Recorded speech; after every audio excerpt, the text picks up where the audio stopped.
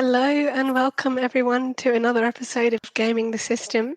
You've joined me, Alex, Jem and Matt, and we are three intersectional feminists here to talk about gaming through a feminist lens. And we are continuing where we left off in our last episode on video game music.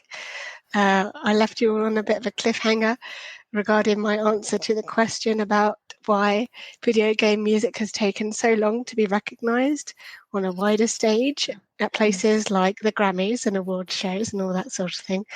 And I think following on from your two excellent points, my answer would be that I don't know why specifically, but I think generally I can infer that there's a lot of the same barriers, like Jem mentioned, facing, there's a lot of stereotypes and assumptions around video gaming, and how I suppose a lot of those have been transferred over to the world of music and the world of composing music. I feel like it's a very classist type thing, where I think it's perhaps a little bit elitist.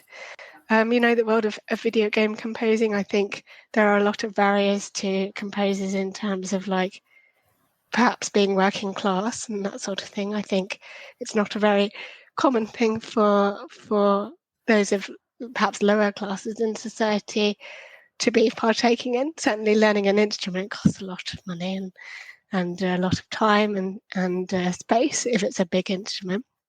And just getting into that kind of thing is probably a lot harder. So in terms of like general recognition, there's all those sorts of other factors like outside assumptions and stereotypes kind of playing their part. But I think it's lovely that it has been recognised. Like we say, it's taken a long time, but we're at the stage now where video game music is being highlighted.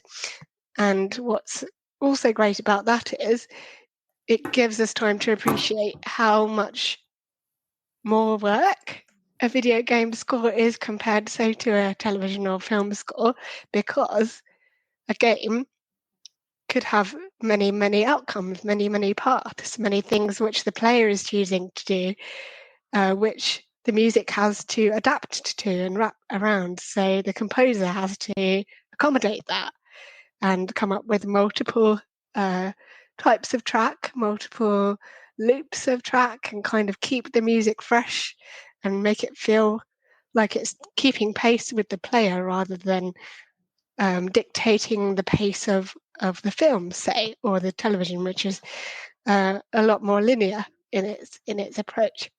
And I think that's been highlighted, which is really great. And I think it's also given a platform specifically for this year's award to female game composers, which I was listening to a lovely podcast, The Sound of Gaming, which I basically binged in preparation for this episode, all about video game music. And they spoke to the lady who won the award, and she said it was absolutely amazing to be given the platform and highlight female video game composers, because they did mention classism being a barrier and gender being a barrier as well to women in the industry, which I thought was a really interesting listen. And I encourage you all to go and find it. It's on BBC Sounds. I don't know if it's available outside of the BBC, but it's on there, and they have a back catalogue. Unfortunately, they've had to trim it down to half an hour each episode for rights reasons and copyright and all that sort of thing. So they can't play full tracks unless you listen to very recent episodes. But I definitely recommend it if you want to have your fill of video game music. And it's definitely highlighted some composers which I've not heard of or had the time to look into, but now appreciate a lot more, which is really cool. But yeah, that's a long answer to that question, which isn't necessarily a clear-cut answer, but I just think it's great that it's finally been recognised, because I love it as a genre, and I think it's just so. I don't even understand how composers get their heads around like having to compose for a loop of gameplay and things. How do you even start? I don't even know. It's amazing. So yeah, I think they definitely can be considered as a form of art, and they should be celebrated for that, for sure. in terms of my next question, leading on very conveniently, do you feel that female game composers face barriers within their work more than perhaps male composers? I've sort of already answered the question in my answer, but yeah. I want to. I feel like it's a. Sorry, Matt, you go. I feel like it's a. One of those unfair questions that we ask on this show. Yeah, because obviously we usually feel like people are like, you know. Well, I'm not going to say minority groups because women aren't minority, but the non-white male cis groups are generally find it harder to achieve success and happiness in whatever their chosen area is. I did a quick search actually before I came on. I searched for top game soundtrack composers in the UK, and it came up with 16 composers, and 3 of them are female on that list. Yeah. So I think that sort of really, and those 3 were Jessica Curry, who we've already talked about, and put my thing over the top. Jessica Curry and Chipsel, who is a chiptune music composer. And chip tunes, for those who don't know, are sort of a bit of a retro form of music that you would have heard on your Game Boys and the older sort of gaming systems. And I think there's been a bit of a resurgence in that. And then there was also Lucy Holland, who do I mean Lucy Holland? Yes, Lucy Holland, who has also been doing some composing for various computer games as well. So there's just those 3 came up, and obviously that's British composers. So we know that like the vast majority of games are made in the US or with US groups. So I don't know what the international situation is, but yes, I would have thought that they are. Well, I think there would be more of them if they weren't experiencing some form of what's the word? Not prejudice, but let's say prejudice and challenges to getting into the area. No, I think it's pretty much similar story across the pond in the US as well. Obviously, I think I've already mentioned Sarah Schachner, who's moved into the world of film composing now. She did the music for the film Prey. I don't know if you guys have seen that, but that's quite a good one. But yeah, and then there's also Lena Raine, who I believe is actually a trans woman as well, which is brilliant. She did the music for Celeste, which is widely regarded as excellent. I've not played Celeste, but I've heard great things about the soundtrack. Jem, I think you mentioned you might have. I can't remember. I haven't played it, but I have heard of it. I think it was on my radar, but Yeah. And then I think there's I can't remember if she is American, but a lady called Winfred Phillips, I think, who did things like Sackboy, and also I think one of the smaller Assassin's Creeds like Liberation, as well. Those are the ones I can name off the top of my head, all thanks to the Sound of Gaming podcast, but some of them I already knew. But yeah, it was great to have them featured on the pod pretty evenly, well, as evenly as they can, given that there's probably a lot more male game composers than female game composers. But I think like anything, like any area or industry that women are working in, there is some representation there, and we need to do as much as we can to champion that and push for more. But yeah. But a pub quiz question to ask. I read an article today that had an estimate of the percentage of the world's population that is white. Either of you care to guess what number they came up with? Probably quite small, I think, because we often think that there's always the idea that there's more than there actually is. I don't know. That's an interesting one. I think that's quite tricky. Well, a new term for BAME is often bandied around, which is the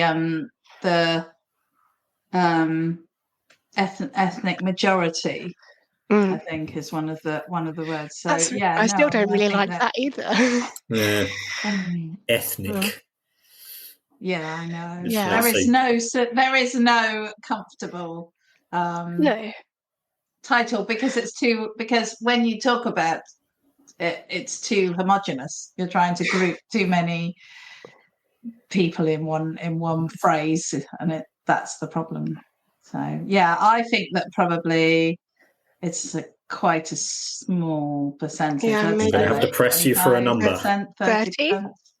30? Yeah. 30, yeah. 30. Interesting. They estimated 8%. Wow. 8%. Wow. And so this is putting into perspective what we talk about in terms of representation. You think it's all? I'll give anyone who worries they might be a dusty old man some positive stuff in response to this as well. So just wanted to, I thought it was really interesting to put into perspective. You got 8% of the world is white, roughly half of that, so 4% of the world's population is white men.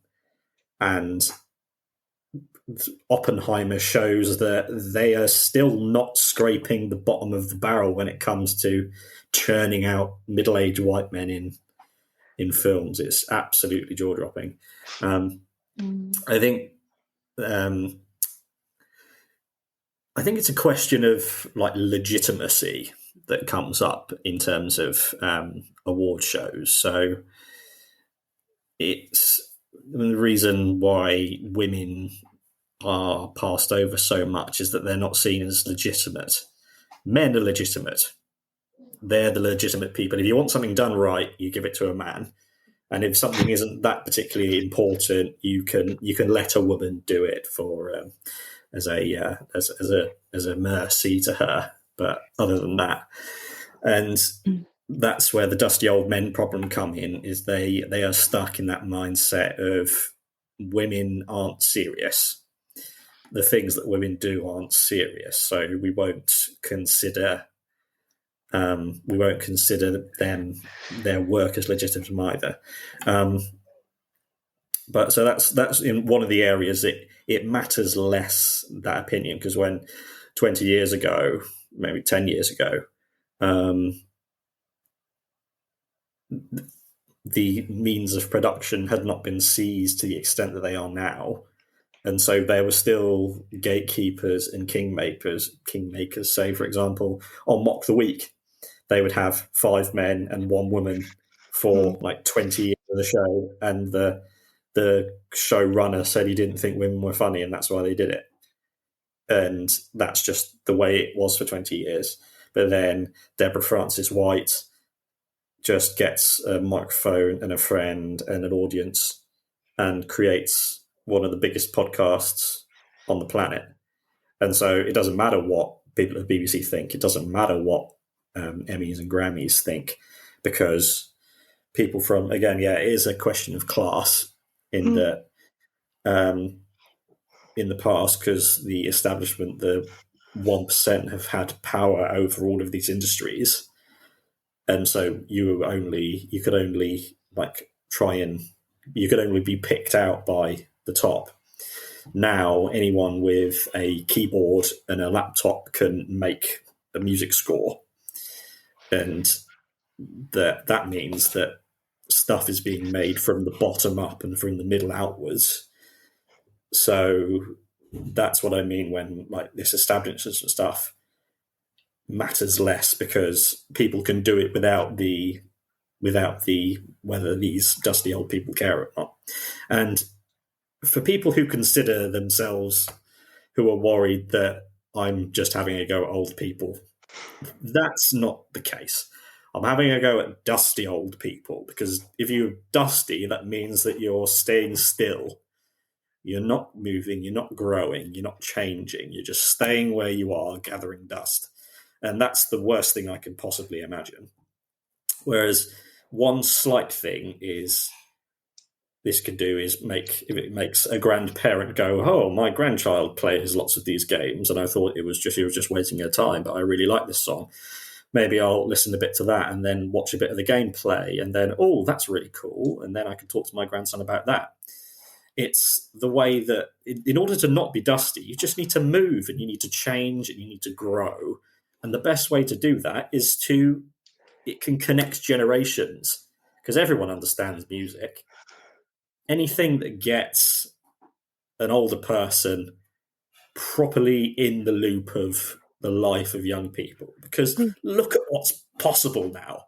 Look at all the technology and the gaming and everything that's possible. And they need to choose not to be dusty, and then the world will change. And Jem, what you said is really interesting about your daughter, in that that's a completely different way to consume games. To the first thing that you do is go and find the music, because it's that important. And just if a grandparent asks the grandchild that, and they respond with, it's such an authentic and organic place.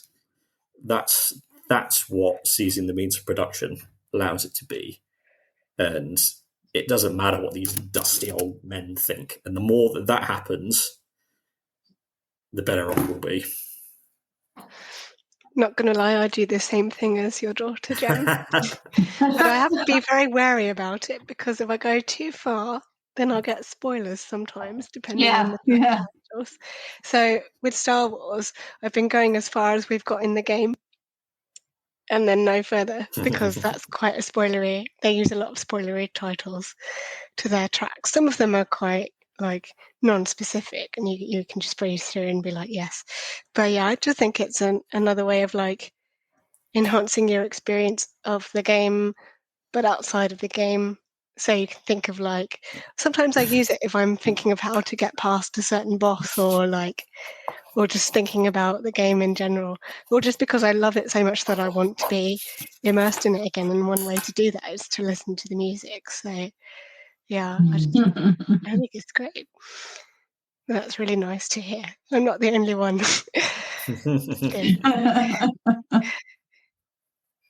Do you guys have any favourite pieces of video game music, or even favourite composers? I really liked. I'm awful at names. I never look, so I never know who directed anything, and I never know who composed anything. It's one of my worst habits, I think. But that doesn't mean that I don't enjoy what they produce. It just means that I can't then track them down. That person that did that thing. But I really enjoyed the Chrono Trigger music, actually, which I think is probably chip tunes, and that was sort of very goes back a long way, but I did really enjoy it, and I used to sing it, and I used to hum it. It used to stick in your head. And my daughter, when she was very little, played through Chrono Trigger, and she, as I said, she loves her music, so she got completely obsessed with it. And I still have, because I used to share my Spotify account with her, and I still have Chrono Trigger music that just pops up on my on my liked songs and stuff, like from the distant past that she'd liked, and they were there. So but I really enjoyed in Dragon Age, when you went into some of the inns and stuff, there was a bard there was somebody singing, and I really enjoyed the songs that they had there, and I actually went and hunted those down. Not to bang on about it, but I'm also really enjoying the music in Baldur's Gate, which is good, because going back to a point you made earlier, Matt, about how you always have something out, you're always listening to music or watching something, having something on in the background. I can't do that because I get really distracted by whatever. So I'm a big podcast listener, but I can only do that when I'm not doing anything that requires my brain. Although I do it when I'm driving, so I don't know what that's about me, but so it's got to be stuff that I can, it's just kind of going on and I'm not having to like think creatively, I suppose is what it means. And so when I'm gaming, if I was playing something like RimWorld or Sims, then absolutely I could listen to something or I could have something playing. Although RimWorld I found even harder actually to do, but Sims definitely. But if I'm playing something like Baldur's Gate, then I have to just be 100% in it. Otherwise, I'm not going to be able to like keep track of what's going on. So it's really good when the music is good. And yesterday I was sat there and I was like chilling out to the music. Chilling out to the music because I was in a scary swamp. But so those I'd say probably those. And I think one of the ones that's had like a sort of lasting effect on me was the Chocobo music from Final Fantasy. Yeah. Just because it's just so upbeat. And it's like you're in the middle of this like, really intense story and then you get on your Chocobo and it's like and it's just really nice. So I think, there's definitely a music that has stayed with me. And that has sort of like influenced me, but no sort of specifics. I think it's a more general I liked that soundtrack And for anyone interested, the composer of Baldur's Gate 3 has an amazing name. It's from Bulgaria and his name is Borislav Slavov, or Bobby Slavov, as people like to call him. And then Chrono Trigger, also, there's two people who have amazing names, Yasunori Mitsuda and Nobuo Uematsu. Sorry if I butchered your names. But yeah, those are the names. If anyone wanted to look them up. Matt, what about you? I recommend it. The Zelda music also. Yes, the Zelda music. Yeah, there's actually a Zelda concert I think that was going on tour recently of the music, which again I'm 100% behind video game music tour. Yes, I'd be well up for that. So good. I did want to give one mention to Life is Strange. Yeah, the soundtrack for those two games are both awesome, and I got the game that I got came with the CD soundtrack. Oh, nice. A bit old school, isn't it? Yeah. Don't even do CDs anymore. God. And I really like that, but I also really liked it because one of the tracks on it is by Amanda Palmer, who is one of my sort of favourite songstresses. So that had that wasn't all specifically designed for the game. Some of them were actually, but they were all quite quirky and not very mainstream music. So it was a really nice way to kind of give airtime, I think, to some underappreciated musicians. Yeah, nice. When it comes to female game composers, the standout is Yuka Kitamura, the composer for Elden Ring and Sekiro, because those two soundtracks they're such unique tones of games and subject matters of games that to be able to capture that essence of what it is and then expand it out so that every note matters and adds to what's going on. She's just in a different league. When it comes to composers in general, Bear McCreary, of course, the God of War composer, and who he is just a creative, just like melting pot. It's incredible. He did the intro songs for The Walking Dead. He did it for Black Sails, and just the breadth of his. Some people that just they know that they were put on earth to do music. Yeah, they have that. It's not like a normal person. If the three of us were to sit and go, right, we're going to try and write a song. If I was to try and write a song with all these guitars, it wouldn't be as unique as what he can do. I think little tidbits of music that really stand out are. I sort of gave a list in the first episode, but one thing I forgot to mention, which is another intersection of accessibility and potential intersection of accessibility in music.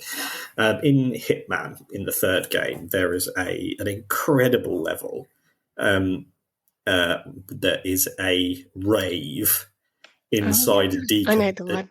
Yeah, it's in a decommissioned power station. And it's got this awesome brutalist concrete architecture, and it goes down so many levels, and there's this great big open dance floor and a DJ booth at the front, and you can go and knock out the DJ and get dressed up and get the drop, and you can tamper with the electrics, like where two of your targets are standing, so that when you power the boost up, it electrocutes them and kills them. It's awesome. And quite apart from, I could, I love Hitman so much. I need to do an entire series just talking about Hitman. But when and it's very subtle, when you walk across the dance floor, the haptic controller pulses along with the music, and it really. So when you're standing in the middle of the dance floor and you walk around, you can feel it's like sonar just. And I was walking around the dance floor and felt. So something it felt is like the most subtle rumbling. I thought you can't really notice if it's there. And then I would just turn around in a circle, and the location of the subtle bumping would move around the controller. Oh, wow. So the music is, the intensity of it is reflected through the controller. And it cool. Just feels awesome just standing there on the dance floor, just and thinking the potential for creativity in crossing over haptic feedback with music, just in terms of the creativity of that, is infinite. And also it points out that you can use the haptic feedback you could make a sonar system with haptic feedback so that people with eyesight difficulties can play. Yeah. And that's the only instance that I've seen that happening. It blows my mind. Amazing. Nice. Thank you, Matt. I think for mine, I probably could dedicate easily another entire episode to my favourite video game composers. So I'm going to rattle through some very quickly. I think in terms of the way that music makes me feel nostalgic, I'm going to have to go with, I think his name is Nathan McCree, who was the composer of the first 3 original Tomb Raider games. And I used to play the Venice violins on repeat when I was little. I had a little tape recorder. In fact, I say little, I was like a teenager. I had a little tape recorder that I was using for my French oral exams, believe it or not. They gave me they gave us all little tape recorders that we could do. And I decided to record the music of Tomb Raider onto a little tape so that I could have it for my very own, because this was way before like any kind of CDs or streaming services were a thing. I mean, obviously CDs were a thing, but the game soundtrack hadn't been released on a CD. And recently, the whole of the Tomb Raider soundtracks, the originals, have been re-released and performed by the London Symphony Orchestra by crowdfund, which is amazing, and they do a really good job of bringing that score to life. So if you haven't heard it, go and look it up. I think it's the London Philharmonic, but I could be wrong. The other game composers that I love, obviously I've already mentioned Austin Wintory. I've already mentioned Sarah Schachner, and forgetting all their names. No, Jessica Curry has come back. Yeah, there's so many others as well, though. I mean, just think about Jason Graves, who did the newer Tomb Raiders. He also did some of the games that we've played. I forgot what the series is called, but the horror ones, where we all take turns. Oh, yeah. Those ones, he did the soundtrack for those. I think what I love to appreciate about just focusing on one composer is like the breadth of work that game composers can cover, like the types of games that they cover are also sometimes so very different from each other. You're like, there's no way he did the music for that game and this game. They're two completely different games. But I always find that really interesting. I'd love to also know, this is a slight tangent, how hardcore video game composers feel about composers like Bear McCreary coming in from a film and TV background, coming in and making this like absolutely smashing it out of the park with God of War soundtrack, and then kind of dipping in and out and going back to TV and film. Whether they feel any resentment there at all, or if there's like a rivalry within the different classes of composers, like, oh, you must be a film composer, you think this. Yeah, I just find that quite funny. But yeah, I could easily dedicate an episode to mine. But yeah, I just love it all. At the end of the day, any games that I play, I always really appreciate the music in them, and yes, just give me more. That's all I want. Yeah. So I hope have a public playlist, don't we? Should do. Actually, no, make one. We should update that. We should we do definitely a new need one, to yeah. update that. Yeah. Keep your eyes peeled for that at some point in the future, and enjoy it, because there's plenty more of amazing scores that we can add onto there, for sure. But thank you very much for watching and listening. This has been a lovely episode. Thank you both for your contributions. They've been appreciated, and I hope you've enjoyed delving into video game music with us. Please leave us likes, comments, share this episode with other video game music nerds. I'm sure they'd appreciate hearing people talk about it, because it's not talked about enough, I don't think. We do release new episodes of our podcast every Thursday. You can find us on YouTube, Spotify, iTunes, and various other social medias. So check us out. And until next time, thank you very much. See you then. Bye. We hope you enjoyed that episode of Gaming the System. If you want to support us, you can donate to us through our PayPal by sending it to wearegamingthesystem@gmail.com if you want to send us a one-off donation. If you want to donate to us monthly, you can subscribe to our Patreon at patreon.com/gamingthesystem. Until next time, bye-bye.